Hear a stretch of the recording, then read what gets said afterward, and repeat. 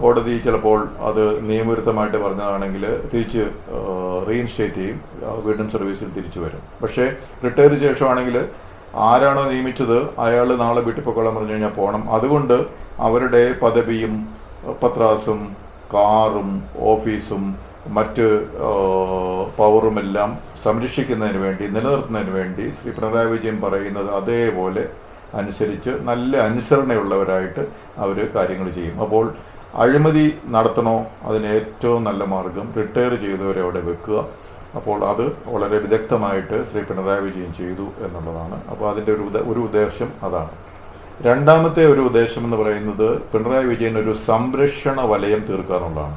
അപ്പോൾ ഈ റിട്ടയർ ചെയ്ത IAS, IPS, ഹൈക്കോടതിയിൽ നിന്ന് റിട്ടയർ ചെയ്തവർ, ഇൻകം ടാക്സിൽ നിന്ന് റിട്ടയർ ചെയ്തവർ ഒക്കെ അവർക്ക് സർവീസിൽ നല്ല പരിചയമുള്ളവരാണ്. എന്തൊക്കെ കാര്യങ്ങളിലാണ് അവർക്ക് പരിചയം? ഒന്ന്, ഓഡിറ്റ് എങ്ങനെയാണ് കൈകാര്യം ചെയ്യേണ്ടത്.